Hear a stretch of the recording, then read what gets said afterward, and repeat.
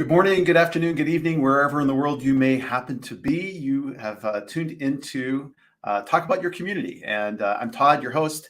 It's been a couple of weeks since the last broadcast we had. There was a little bit of a hiatus there, but we do try to broadcast every 2 weeks. And in fact, we've got another show coming up in 2 weeks, which I'll remind everybody about at the end of the show here today. But a little bit of a different approach today. Instead of having a dedicated topic, I had the opportunity, because of an opening in the schedule, to have my excellent friend and colleague, Adrian Speyer, on the show.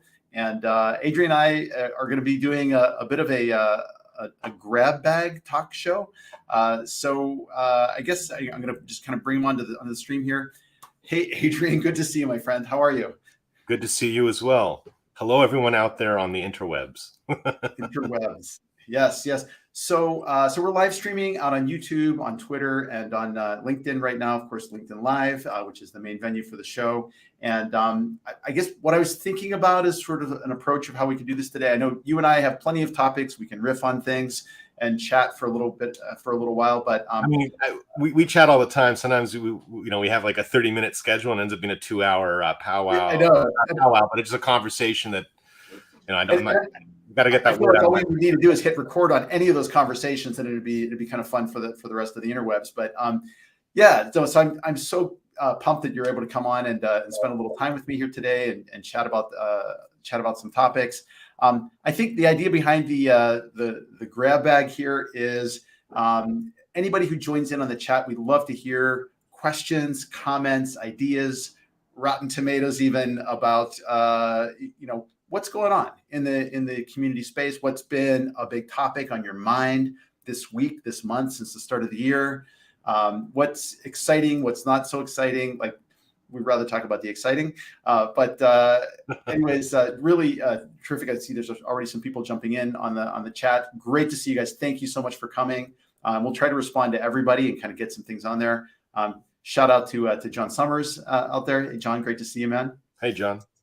John with Communify. We're going to have actually John and Carolyn on the show sometime, I think, in early April to talk about Communify and sort of the metrics of community and of course, a little bit about their product, but just talking more broadly about what kinds of things you need to be tracking, for an effective community program. And I see, unfortunately, StreamYard has randomly anonymizes certain users on LinkedIn. So somebody said, hey, wonderful to see you both. I can't actually see who said that, but hi, it's great to see you. Kind of. I'll check afterwards back in the chat and respond to you. Tej Kumar, hey Tej. Tej is with Whatfix, if memory serves. Great guy and great. Well, I think why it anonymizes it's people that don't have public profiles. Oh, is that what that is? Okay. That's what it is. It's people that, like to creep on other people's profiles, but don't let them know that they're creeping on them. Right. Fascinating. It's okay. Yeah. I mean, I get it. Sometimes you want to, snoop around and see what people are up to and not let them know. I get it. Yep, I get it. Oh, and there's Marta. Hello, Marta. Wonderful to see you. Marta's been a guest on the show before. And she's a brilliant community professional, both with live as well as online communities, and sort of the marriage of those two areas. A little birdie told me Ilker is the anonymous. Ilker, yes. Hello, my friend. Why are you anonymous? Because he's spying on everyone. He lets people look at profiles and not let them know that he's looking at them. Ilker a console, super spy. I love it. So, well, anyways, I thought maybe to kind of kick things off today, I would sort of like zoom out and start with like a really broad open question for you, because I know this is something that's on your mind and you and I have talked about, a pretty fair amount. And I know, like, career-wise, you're kind of thinking this direction as well. I'm really interested in and have been for some time, just community in the overall context of a marketing program for an organization. What role does it play? I mean, not all communities or community professionals sort of live under the marketing umbrella. Many have their own department. Maybe they live under different areas of the business, but all of them have an interplay with marketing. There's a relationship there. And I know inbound is a topic that's near and dear to your heart. Yeah. And I thought maybe we could talk a little bit about, in your time with Vanilla, when you were working with them, maybe what that program looked like and sort of what your broad thoughts are about interacting with overall marketing and inbound leads. Yeah, I had a post the other day on LinkedIn about it as well. So, I mean, obviously, I guess I'll address also the elephant in the room. I'm open to work, and I'm no longer at Higher Logic or Vanilla, which gave me a lot of time to kind of reflect on, the work that I did. And it's funny, as I was, kind of reflecting on it, it really came to my head that how influential inbound marketing methodology and philosophy had been. And for those that don't know, it's basically was created by Brian Halligan at HubSpot, and kind of their core idea. And the concept of inbound is essentially, with sales and marketing, there's essentially two ways that things will happen. Inbound is that people come and find you, and outbound is where companies go and they call you, and you get the cold call. And I can say when I was a young man, a lot of the work I did was outbound. Actually, I did door-to-door sales. So I never really liked outbound. Me too. When I was in college, I sold Cutco knives. Oh, you're one of those. I sold one of those guys. Subscriptions, which to all kinds of wonderful magazines, and all that people wanted to do was ask me if I had Playboy or Penthouse, and I'm like, no, we're a reputable firm selling the Wall Street Journal and the New York Times. I love it. Magazines. But anyway, so inbound, essentially at its philosophy, they have this concept of the flywheel, and the idea is that it's a people first philosophy, in the sense that you create value, and by creating value, you attract prospects and audiences to your brand. And at the right time, they will then engage with you. And that's usually, either by some download or some way that they're sharing their information or material. And then you delight them, by going that extra mile or doing some amazing thing, and they then become your advocate, word of mouth. And, by doing that, it then turns into this, circuitous, flywheel that keeps going. Now, when I started at Vanilla in 2013, they didn't have a marketing department. So I was their first hire. And some of you may have worked at a startup and know, when you're working at a startup, and we were like, 5-6 folks in a very small room, you don't have a lot of money. And so the CEO at the time, inbound was relatively new, and we decided that inbound was going to be our philosophy. So the idea was to not focus on us as a company, but really to focus on creating value for the audience by creating really great content in the community space. So our focus was ebooks and blog posts and education. Although our audience was still small at that time, I can remember, some people may remember me at the basement of the Brooklyn version of CMX, when there used to be a CMX East, and I may have, lost my voice on day one just answering what is Vanilla Forums, because no one really even heard of us. And over time, it was really about just creating that model of attraction in that way. And then eventually, people would engage, right? They would sign up for webinars, and people would find a lot of value, and then they would share, and it would just kind of be this snowball around it. And so I've always viewed the community function, regardless of where you are, is a marketing function in a very broad way. And I know that it upsets individuals, but I think that's because people sometimes associate marketing with like this Mad Men-esque kind of like, let's put up a lead form and let's, advertise to our audience in a very ugly and disgusting way. And that's, those are marketers that aren't understanding how it should be done. At the end of the day, there's a lot of symbiotic thoughts and feelings with marketing and community folks, if you look at it, because at the end of the day, like when we build a community, we want to build value for the people in our community. We want them to feel connection. We want them to feel safe and connect with one another and get value. And then, in a hope that they engage in conversations and it creates a great space and they're delighted. And then they tell people, hey, this is a great community, like you should come, or they're sharing content. So they're very aligned in that way. Where things go wrong is where I think the metrics override a bit in the sense that it becomes too obvious in the way that things need to happen. Like we need leads, we need signups, we need to push upgrades and what have you. But if you approach it from the true philosophy of inbound, which is about providing value, so yeah, you can try to get leads or you can try to get upgrades, but if you approach it in how is this going to be presented to our audience in the community in a way that's valuable for them to want to share and observe. And I look at a lot of brands that do it really, really well.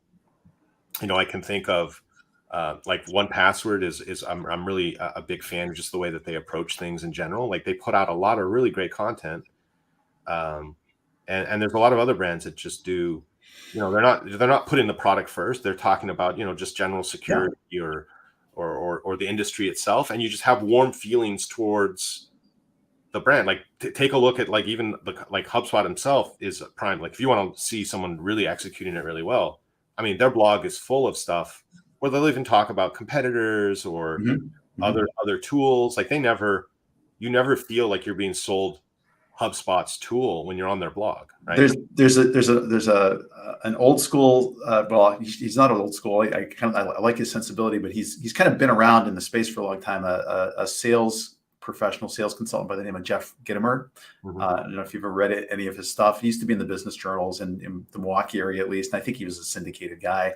But one of his big sayings was, people love to buy, but they hate to be sold to. Yeah. Right.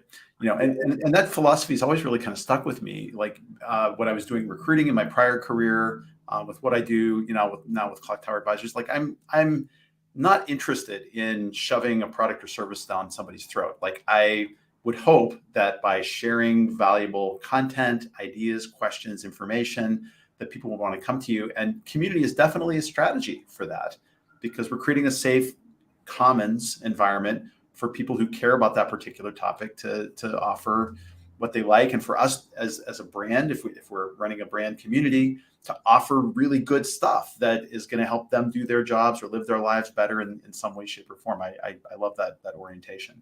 Yeah, it reminded me too that I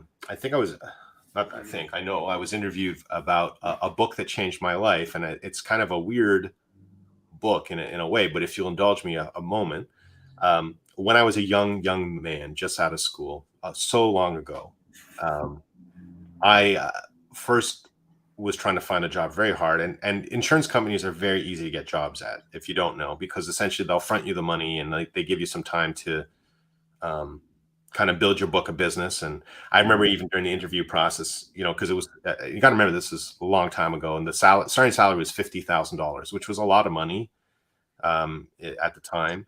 And I said, what happens if I don't reach the $50,000 level to pay you back in 6 months? Well, those people don't work here anymore.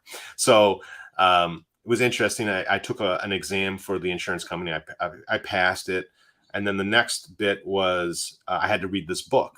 So they gave me this book, which I'll never forget. And I laughed at it, but over time I realized it actually was very insightful. The name of the book was called In Search of Friends. It's not available. It's one of these things that this insurance guru, I guess, wrote. And the central tenet of the book, which was really fascinating, was essentially he was saying, I don't sell to customers. I don't sell to clients. I sell to friends. And the way that he approached every interaction was of service and to just be there as a neighbor, as a friendly person. And, then when they needed insurance, they knew that he was a guy that they could come to and trust and buy from. It was just a fascinating, this is like circa 1999 when I read this, when I read this book. And it was just such a fascinating point of view, because that had been something I had never really been exposed to, in the sense of being of service and focusing on that aspect. Anyway, long story short, I never ended up taking the insurance job, but the ideas that were in there Yeah. have kind of always stayed with me in that way. I think it's an evergreen concept, and one that still hasn't, I think, fully been absorbed by the business community. And we only need to look so far as like LinkedIn private messages, where you see people that are continuously trying to pound you with connections. Like I'll regularly get somebody that doesn't know me. They're messaging me for the first time, and they're pitching me with a new service. And Yeah, I mean, a friend of mine, Clary Mitchell, she called that a pitch slap. And I like that. I've actually created an automated response to that automated outreach message that says, "Ooh, ouch, this was your first message to me. And guess what? You've already lost me because I'm not interested in your pitch right away before I know anything about you." Yeah, I think that there's, so I've been on the other side with, working with SDRs and all that, but there's absolutely no excuse for some of the laziness that I've seen. It's lazy. Yeah. Like in reality, obviously, people here watching this know that I'm open to work and I'm looking, and I'm still getting like sales and SDR pitches for Higher Logic on stuff. And it's like, just look at my LinkedIn. Like I'm open to work, and B, I don't work there anymore. And you're starting your message by, I really like the work you're doing at Higher Logic, and I would love, 15 minutes of your time to discuss how our solution can help you get more business. And I'm kind of like, oh, dude, did you even take like a breath between the copy and paste as you just went and just like, you didn't. No. And not only do I not respond, I block them. Yeah. And that's the other thing too. Like, I know a lot of great salespeople, and I've met a lot of great salespeople over my lifetime, that I've worked with. But I mean, if you're reaching out to me, especially in the state that I'm in, as to connect, and I see that you're a salesperson in SDR, and you don't even have a message of why you want to connect, like I'm going to obviously suspect that you're literally just connecting so that you can peek on my connections. And I've seen some very gross behavior where someone will be like, I'm a friend of Adrian's, and you may like our service of some sort. So I've just been very mindful. There's even actually a vendor who I shall not name in the community-ish space who purposely renames their salespeople and SDRs as community consultants. And then, I accept it because, I'm in the community space, and, I'm happy to connect with community folks, out of goodwill. And then it turns into, hey, do you have 15 minutes for a pitch on this? Or do you have 15 minutes to talk about community? And then what happens? I say, sure, I'm happy to talk about community. And then I get a meeting invite copied with a sales manager, and it's turned into a pitch demo. And it's like, no, I mean, I think most people know that I'm always happy to talk to folks about the community industry and spend the time and, provide value. But I mean, that bait and switch. I'll say it as a warning, because I've emailed their bosses afterwards and said, you will never get business. I will never do business, because it's a bait and switch as far as I'm concerned. Yeah, I don't appreciate those kinds of situations. And yeah, now you can kind of smell those things a mile away. When you sense, like, even with like a first connection attempt, and I think this is viable with community building. You absolutely can't do this within a private community environment. Why would you do it in a public one, even where I really don't even know you, and we don't have the same orientation? And as Carolyn Zick says in the chat, read the room, right? Well, I think the other challenges are happening too is, and I'll say this as a warning to us collectively as community builders, is that when you accept someone into your circle of trust, and we're all connected to you, and we see that you're connected mutually to this person, we assume that it's okay. I don't mind to connect to this person because they're connected to Todd and various other folks, that I kind of assume, okay, they're okay. But then that's, where sometimes that ends up being a sneaky little surprise, and that really, it's just an unfortunate thing, and not the right way to go about building a network. Right. I see. I wanted to pause because I see so many friends that have shown up on the stream here this morning. Thank you so much for joining. Amadou, great to see you. Laura, hello. Heather, thank you for joining in. And Ilker, of course, I would be remiss if I didn't say hello. You were just anonymized before, my friend. Sorry about that. Anyways, just a quick reminder. I would love to hear in the chat about what community-based topics are on your mind this week. Is there anything in the headlines? Is there anything that's come up as a new technology you're using, platform news, chat GPT, anything like that is fair game. Adrian and I could certainly riff on any of those topics.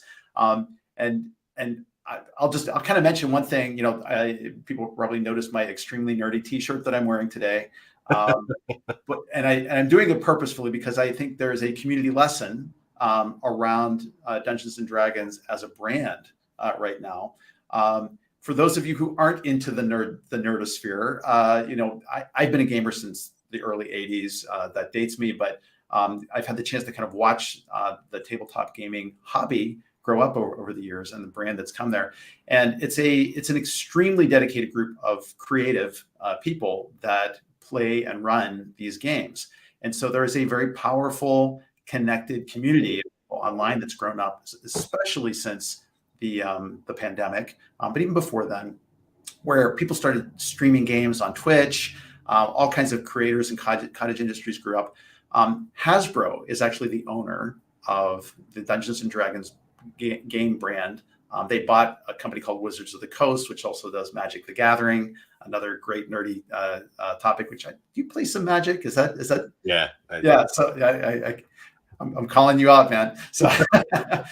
Or rather, I did. I mean, it's too expensive now. Right. So something that happened interestingly within like the last couple of months. And you can read about this if you kind of search for it on like NPR had a couple of good stories that are overviews of this. But basically, there was this thing called Open Game License, which allowed independent creators to build products around the D&D game rule set. And it had been in place since about 2000. An entire cottage industry of publishers had kind of grown up around the space.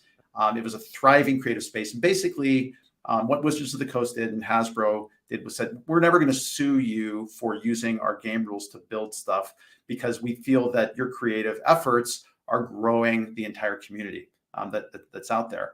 And so it had created really this thriving space. It took some time to get it trust, but they did it. Well, what happened around the November-December timeframe was Hasbro said, let's invalidate that old license agreement. We're going to do something totally new. And by the way, we're going to start charging royalties to the publishers that are making like over $750,000 a year. Now that may sound like a lot of money, but it's not, compared to like the mega corporation that Hasbro is and the amount of money they make. So it basically looked like they were trying to step on the little guys and the community that was doing it. And what happened as a result was the broader community of creatives and publishers and players of the game rose up en masse and said, no, you're not going to do that. And they canceled their online subscriptions to D&D Beyond, which is a subscription service for the game. They signed like 27,000 people signed petitions to say, we're not okay with this. And Hasbro, Wizards of the Coast, just sat on it for like a week. I think they were stunned. They didn't recognize what was going to happen as a result of it. And it was a major breach of trust from a corporation betraying the trust that they had created with the community over a course of 20 years. And there's a happy ending to this story, at least happy so far, which is after some quick tap dancing you're also missing that message where they blame the customers. Oh yeah, they did. Yeah, there was a whole thing here. It's and a really ham-fisted statement that they said at first was, it may seem like there's winners and losers in this, but we're really all winners, which was like laughably tone deaf, for like an angry mob of gamers that were against this thing. But basically, and it was unsigned, right? It was unsigned, right. It was like corporate. Finally, they got somebody that like was a name and said, "Hey, we screwed up. We're sorry. We want to make this right. We're going to have like a regular feedback process for this." Well, in short order, they turned back around and said, "You know what? We're not going to invalidate the old license, and we're actually turning everything over to Creative Commons, so the creative community can continue doing all the cool things it could do." However, the long-term consequence for this is that breach of trust is not forgotten and probably will not be forgotten. And it was super bad timing for the corporation to do it because there's a big Dungeons and Dragons movie coming out in March. And but for me, it was a triumph of community over corporate interests that are tone deaf to what Yeah, I was watching that very carefully because on so many levels, from a marketing perspective, it was interesting because it, just the way that it was handled versus, and from a community building perspective. So I would really recommend folks, seek that out and kind of see how that all played out, so you don't make the same mistake yourself, or at least can point other folks that may have influence in your organization about how not to do something. So while I dithered on there about this really abstruse topic, but one that I think is important, we did have a couple of responses here in the chat. I'm gonna put some of them up on the screen here. So Heather says, let's see, how do you mind the keyboard? Makes it easy enough to follow social norms. Carolyn was talking about how she got in person. Someone was doing a pitch and kind of wasn't listening to her. And oh yeah, that's right. Yeah. Yeah, that would be bad. So let's see. So Laura said, I'd love to hear some thoughts from the Todd father and the accidental community manager. There's a backstory to that nickname, about measuring the success of onboarding. Any tips for that? That's an interesting topic. Adrian, how do you usually advise customers around? Well, I think the best way to look at that is about, or as early as possible, to do interview or survey before they do the onboarding and right after, and kind of make sure that they feel that they got all the things that they need. Kind of, did they take action from the things that you were asking about? I think the biggest mistake a lot of folks do in the onboarding is they overwhelm folks. Like, I had this experience with one community I joined. I ended up getting like 4 emails in succession within a 30-minute period. It was like, yeah. I feel like a lot of people don't, and I talked about this in my book as well, The Accidental Community Manager, which is available from my website and other places. You can make the mistake of setting and forgetting your onboarding, and people will either, send off to resources that don't make sense, or they'll create actions that are not really actions, like come to the community, and there's like a laundry list of 50 links, or Right. The idea is that you should, if you can have like one really good idea that someone can take an action on and there's value, and get them in there. Yeah. Post your question. See, I'm not a big fan of just like post a question, and much more would like people to construct something that says, what's one thing you wish you knew about the software before you launched, or what, and I've seen, I think Rich usually advises thing along the line, like, what's one skill that you can bring to the community, or Right. something that's an idea that you can really tie it to, as opposed to just some kind of random thing. And then you'll be able to track, like, even you can do A/B testing on different calls to action if you're using a really good software, to kind of see like which one gets the most traction on it. But that's kind of my thought, is like, you want to get that right, and make sure your onboarding doesn't overwhelm. Like, they get a system from the software about their password, and a welcome email from your CEO, and it's like too much. Like, unsubscribe. Yeah, right. You'll know people right off. Yeah, but I do like that point. And you mentioned Rich. I assume you're talking about Rich Millington, and Feverbee. And I always liked his orientation about sort of like, you need it's almost like a drip campaign of onboarding emails. You get one in the first 24 hours, maybe 72 hours later, you get another one. Maybe the following week you get another one. But like, they need reminders, but there needs to be some spacing there. Yeah, and also tell them, like, there's a software I just signed up for, Spark Taro by Rand Fishkin, and his onboarding emails are fantastic. Really? Like, I would it's worth just signing up for the free tool. I mean, I'm sorry, Rand, like, but yeah, guys, check out, you're going to get an email from him that's going to say, like, this is an automated message. You're going to get 5 emails over the next little while, and I'm going to be sharing some tips, but you're welcome to unsubscribe at any time. But it's actionable things, like, here's a search that you can do. Here's what, like, he's giving you some concrete thing to do with the tool, and certainly could replicate that for a community. And I think so much of it will depend as well on, the demographics of the people that you're connecting with in that community as well. And these are tougher things to measure, but sort of like having that welcoming message, that's an automated email, but also being available and greeting people directly with a private message within the community, to make sure that they're onboarded well. Like, there's some communities that I've help that are older users who aren't necessarily feeling very savvy, or they don't quite get what they've joined, and they just need a little bit more handholding to help them feel like they could be like the most active people in the community, but they just need a little bit more, to do. And I'd almost like some way to be able to track like who has responded to my messages, and be able to have some kind of metric around that for like, new greetings. This is the sort of thing. I'm being sneaky here. If we had an AI chatbot that could maybe jump in and provide a personal welcome greeting to everybody and find out if they need some extra help, and then ping me if they're starting to get some questions that a human needs to interact with a little bit more directly on. Man, is that in our future? Is this the year that AI actually starts to fulfill some of these promises? No. I don't think so. I mean, I've played around with it enough that you still need a human hand on it. I mean, maybe in 5 years we'll get something along that line, but I still think humanness will be needed.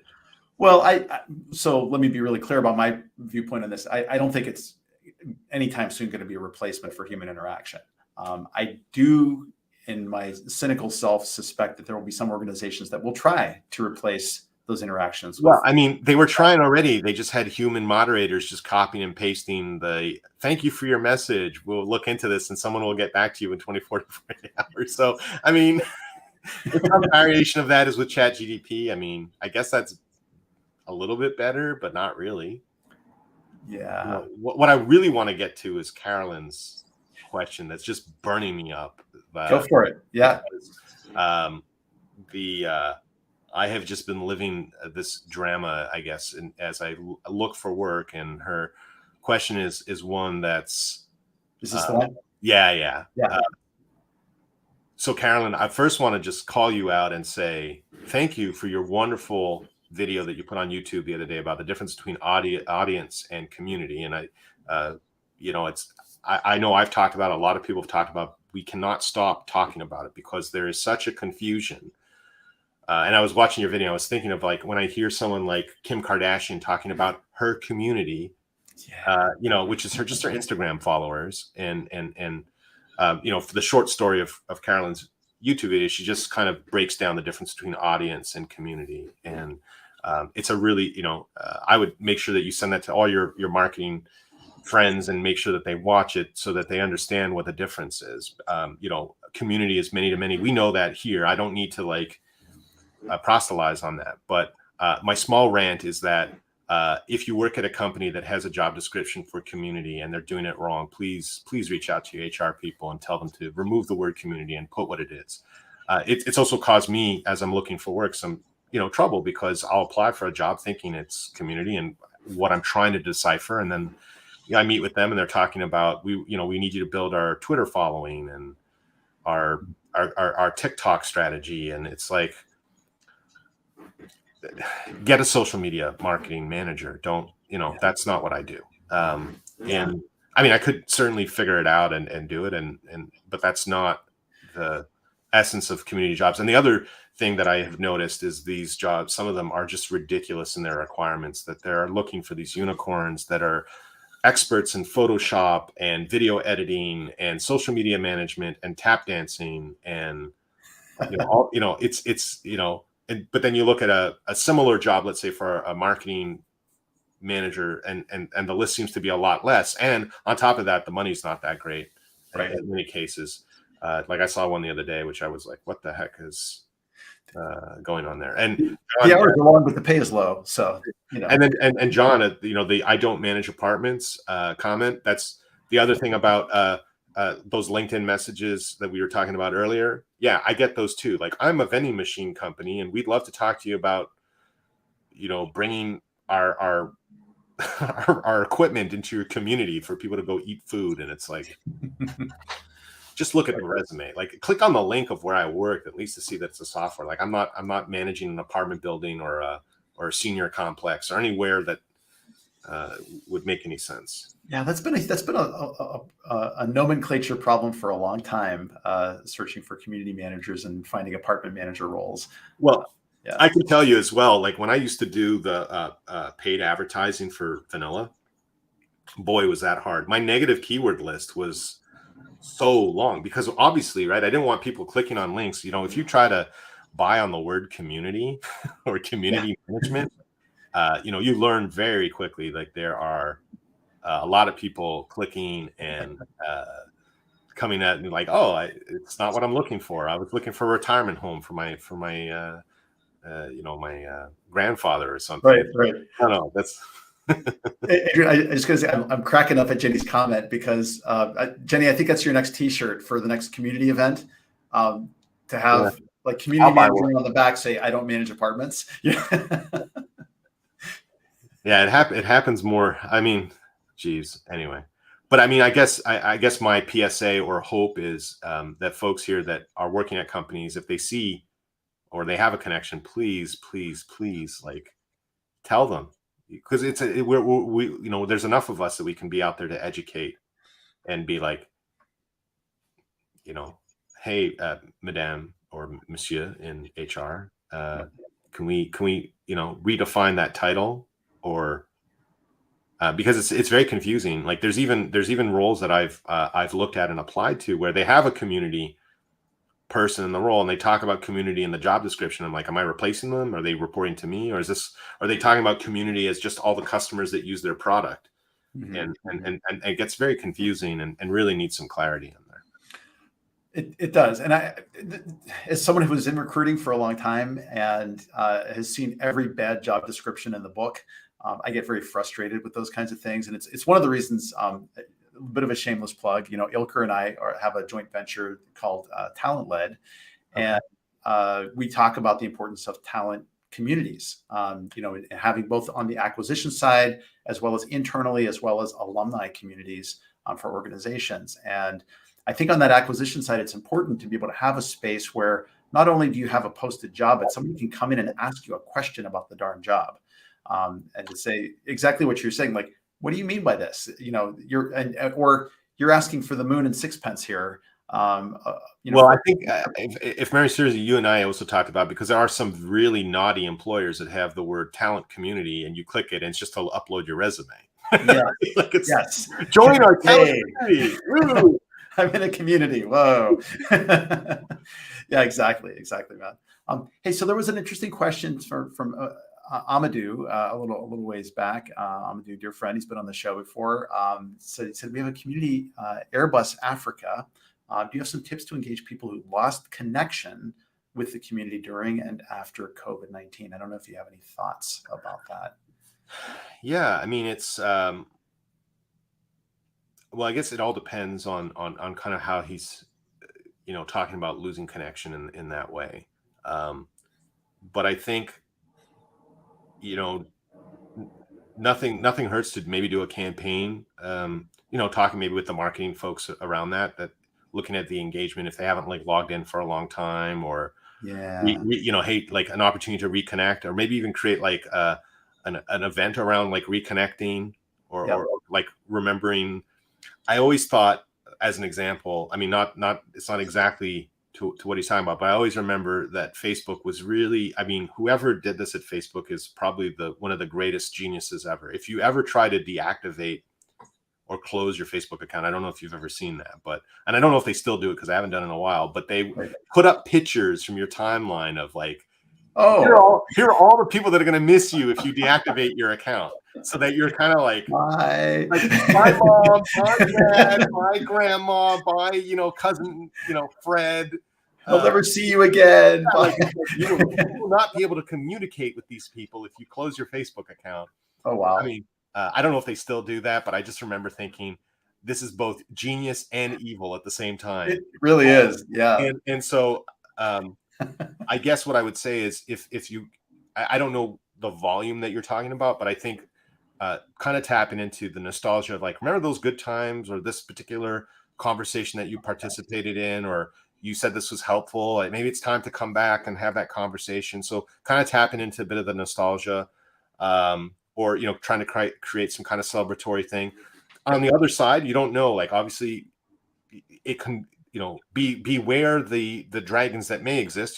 People may have lost family members, or they may be out of work, and maybe it's also an opportunity just to remind them that you're there for them, whatever is going on, and creating the space for them to connect. And I think that there's just a sensitivity which you have to pay attention to. Like, I don't know how many you're talking about, but that's kind of how I would approach that. I don't know if you have any thoughts on that, Todd. But yeah, I like what you said about well, all of it, but one of the things that got me thinking was, if you're going to do a campaign or something like that, something that brings people together, and so, like, I'll think, for example, of a recent thing, and Darren is on. He's going to know who I'm going to talk about. But to get people to start to feel that sense of camaraderie again, you can do something that naturally brings people together, like food. Share your favorite comfort food recipe. Do a video contest for people making it. Like, it doesn't even necessarily need to be a community about that. In fact, probably better if it's not. But it's something that reminds people of their basic humanity, that shared connection of absolutely, something we all need, and it kind of shows them that they've got that support network that's there. Yeah, I certainly wouldn't want to lead like, hey, come back together and talk about why you love Airbus. Like, that would be a little tougher than what are the lessons you've learned during the pandemic that you would love to share with the community, like something like that. Or how did you save money, right? That kind of stuff is really key. So that was great. Now, thanks Matt, for the question, and great to see you as always. Just taking a look here, we're getting a little low on time, and I want to be respectful of everybody that spent some time with us here this morning. Is there any other folks from the chat that are standing out to you here? Let's see. Well, Rogerio had a question at 11:40. I don't know if you see that one, but I'll answer it very quickly. It's an actual standard. If you just Google sense of community, there's a survey that you can. Yeah. The sense of community index 2. It's that's been validated for online and offline communities. And I think if people search, Rich put out his version, I think, like in a Survey Monkey template that you can kind of just clone and use. That it's actually a pretty good one. And yeah, I think I have a version as well in my book of questions. I mean, essentially what it's just doing is it's measuring how close people feel to one another within the community. So it's a survey that's done. And it's like a 28 question survey, I think. So that may not always be appropriate to like send out to your entire community. So you might want to do like a micro survey or a series of micro surveys as pop-ups if you've got a digital adoption platform or something in your attached to your community, or if you've got some way to deliver some basic questions, even to a sampling of your community, to get that sense of belonging within the space. Yeah, definitely good stuff. Well, Adrian, anything else kind of on your mind before we kind of close out the session here today? It's been really great catching up with you, and man, just a wonderful responses within the chat. So glad to be seeing so many friends. I always appreciate people coming and being here, and I just say, if you want to connect with me, I'm on LinkedIn. If you haven't bought my book, you can get it at adrianspeyer.com or Amazon or any of your fine bookstores. I actually have a blog post I did on LinkedIn recently about the analogy of a rocket and community. I saw that. And if you go to the bottom, there's a special discount version of the book if you prefer ebooks. It's up to you, whatever you choose. But I just wanted to point that out. That's awesome. So I think before we sign off, just a couple of quick housekeeping things. Our next Talk About Community live stream event is going to be not next Friday, but the Friday afterwards, Friday the 24th. Same bat time, same bat channel. Boy, that's really dating me now. But great show. 10 a.m. U.S. Central time. It'd be great to see you guys come by. It's going to be about building accessible communities online, and sort of that. It's a topic really dear to me. I've been involved with professionals with disabilities and supporting efforts to help people get jobs in that space, for a long time. And I've long been a believer that good accessibility is good design for platforms. And I'm really pleased. I'm going to have on the show Shelby Edwards, who is a specialist in the area of building in accessibility for people with disabilities, especially like non-evident kinds of disabilities or visual acuity issues or cognitive issues. Like disability touches all of us in one way or another, and so making sure that our communities are as welcoming as possible for people like that is going to be the topic of the next session. So I'm really looking forward to that. I think it's going to be great. And I know we a couple of shows back we had I'll reference this as well. Pat Maher from the IT Knowledge Abilities Network out of Chicago. I'm so proud of those guys. This is a group that I've been involved with for some years that has professionals with disabilities at its heart in the tech sector, and they have moved their networking meetings into a virtual worlds environment where the platform vendor, and boy, the name is escaping me at the moment. I think it starts with a V. They're basically making all the accommodations to make sure that things like if somebody has low vision, or if they're using a screen reader, that it's giving them sort of descriptive views of the environment. And I think it's really interesting and important experiment to kind of see how they're building community using some online tools. If you remember the name, put it in the comment. I will. I'm gonna go back and check it out. I know he's mentioned it to me a couple of times. It's just never sunk into my brain what he's doing. But yeah. So, anyways, shout out to Pat. He's a terrific guy. Check him out. Check out his profile, Patrick Maher of SPR. And I think that's what we got this week. For those of you who joined, thank you so much for spending some time with us on your Friday. Really wonderful to see you all. I will say I am really trying to get my YouTube channel up to 100 subscribers. I'm sitting at about 68 right now. If you are so kind as to go out and either share or like or comment on the channel, I would be ever so appreciative of that. If only for my own happiness. I don't know that it does any good otherwise, but I appreciate the support from everybody. And in the meantime, you're no good to anybody else if you're not good to yourself. Please take care and take some time to unplug this weekend and rejuvenate yourself. And I'll see you all back online next week, and hopefully we'll have a lot of new ideas to share in some future episodes. Adrian, thank you so much for being part of the show. It was a pleasure. Thank you, everyone, for joining us.